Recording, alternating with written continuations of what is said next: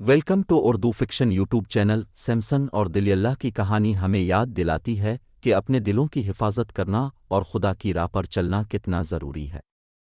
اس سے پہلے کہ ہم کہانی کی گہرائی میں دیکھیں، آئیے اس میں شامل کرداروں کے بارے میں مزید سمجھیں۔ سمسون کون تھا؟ سمسون نام کا مطلب ہے بیٹے کا۔ سمسون موسیٰ علیہ السلام کا بیٹا تھا، جو ہدا کی سرحد پر دان کے قبیلے کے شہر زورا میں پیدا ہوا تھا۔ اس کا گھر بیت شمس کے قریب تھا، جس کا مطلب ہے سورج کا گھر۔ سمسون کی پیدائش کا اعلان ایک فرشتہ نے بنی اسرائیل کے لیے ایک تاریک وقت میں کیا تھا۔ اسرائیل فلسطینیوں کی حکمرانی اور جبر میں تھا۔ سمسن ایک نذیر پیدا ہوا تھا اور اسے خدا کی طرف سے مافوق الفطرت طاقت کے ساتھ اسرائیل کی قوم میں اپنا کام کرنے کے لیے الگ کیا گیا تھا۔ جج میں ان کی زندگی کی داستان پیش کی گئی ہے۔ وہ اپنی پیدائش سے ہی خدا کے لیے ناصری تھا، جس کا ذکر کلام پاک میں پہلا ناصری تھا۔ اس کی زندگی کا پہلا ریکارڈ شدہ واقعہ ٹمنات کی ایک فلسطینی عورت سے اس کی شادی تھی۔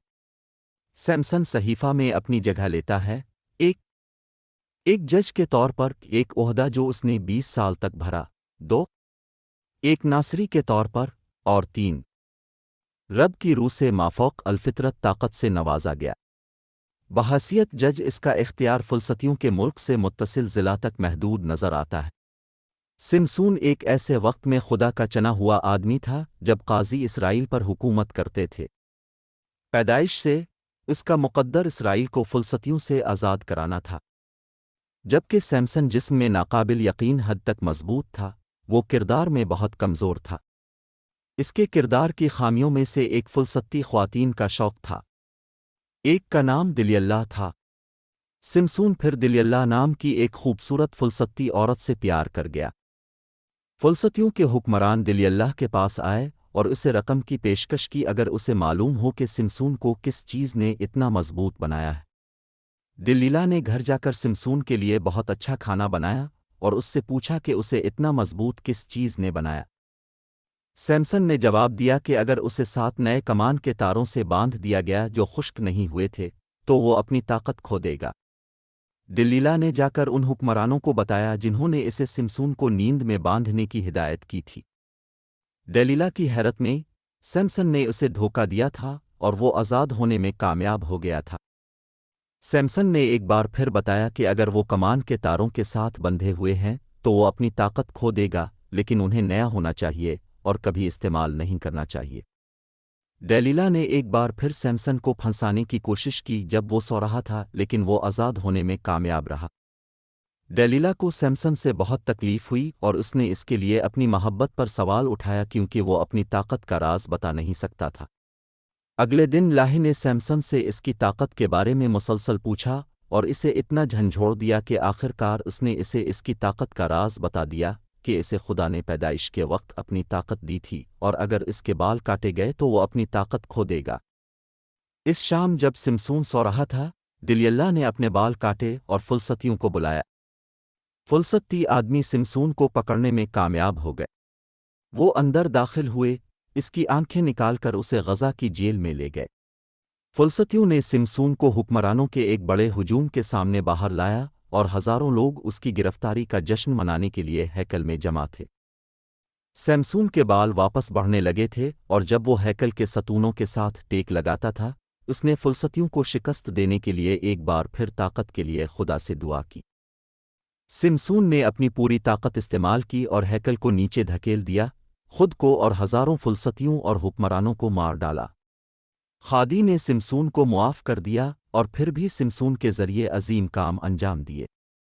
سمسون کے ہیکل کی تباہی اور اس کی موت کے ذریعے ہی بنی اسرائیل کو فلسطینی حکومت سے نجات ملی۔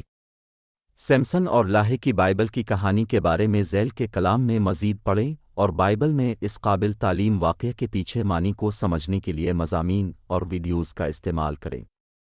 کیا دلیلہ سمسون کی سب سے بڑی کمزوری تھی؟ سمسون مضبوط تھا۔ بار بار بائبل ہمیں بتاتی ہے کہ خادی کی طاقت اس پر آئی اور وہ ایک شیر کو نیچے اتارنے اور اس رسیوں کو توڑنے میں کامیاب ہو گیا جنہوں نے اسے جکڑ رکھا تھا، گویا وہ چھوٹی تاریں ہیں۔ راستے میں کہیں سمسن اپنی ہی پریس ریلیز پر یقین کرنے لگا۔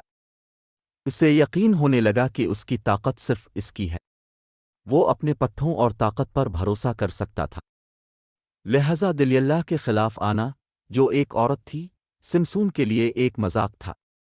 وہ اپنے راستے میں آنے والے کسی اور کو فتح کرنے میں کامیاب ہو گیا تھا، اسے یقین تھا کہ وہ ڈیلیلا کے خلاف بھی تیزی سے کام کر سکتا ہے۔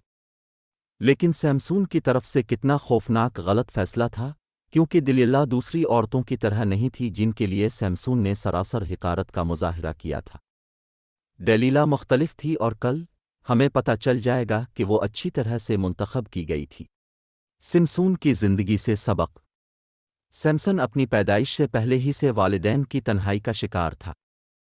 عہد نامہ قدیم میں سب سے زیادہ دلکش اور خوبصورت دعاؤں میں سے ایک منوحہ کی ہے، جو اپنے ابھی تک پیدا ہونے والے بچے کی تربیت میں رہنمائی کے لیے ہے۔ اس کی شخصیت کے بارے میں ہمارا اندازہ جو بھی ہے، سمسون کا عہد سے گہرا تعلق تھا۔ اسے ہوا کی روح سے نوازا گیا تھا، ذاتی حب الوطنی کا جذبہ، 40 سال کے دشمن کے خلاف انتقام کا جذبہ۔ اس نے بھی دعا کی، اور ہوا نے اسے جواب دیا، اگرچہ فیصلے میں، لیکن وہ اپنی طاقت کا بہت بڑا تھا۔ سیمسون کے پاس روحانی طاقت تھی اور اس نے ایسے کارنامے انجام دیے جو کوئی عام آدمی شاید ہی انجام دے سکے، لیکن وہ اپنے اعلیٰ کام سے بے ہوش تھا۔ کمزوری اس نے دلالہ کے سپرد کر دی اور اپنی طاقت کا راز بتا دیا۔ وہ اپنی ذاتی عطا سے بے پرواہ تھا، اس کو یہ احساس نہیں تھا کہ جسمانی نعمتیں روحانی سے کم نہیں، خدا کی طرف سے تحفہ ہیں، اور ان کو برقرار رکھنے کے لیے ہمیں فرمانبردار ہونا چاہیے۔ وہ پرجوش تھا اور اس لیے کمزور تھا۔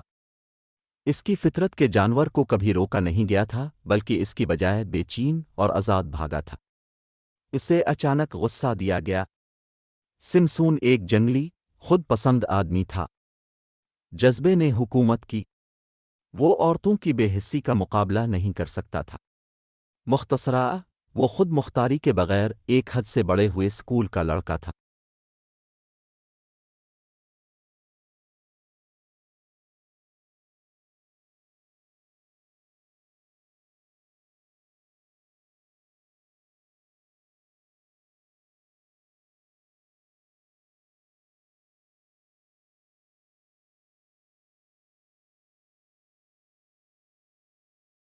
مزید ویڈیوز کے لیے برائے مہربانی اردو فکشن یوٹیوب چینل کو لائک اور سبسکرائب کریں، اور تازہ ترین ویڈیوز کے لیے گھنٹی کے بٹن کو دبانا نہ بھول۔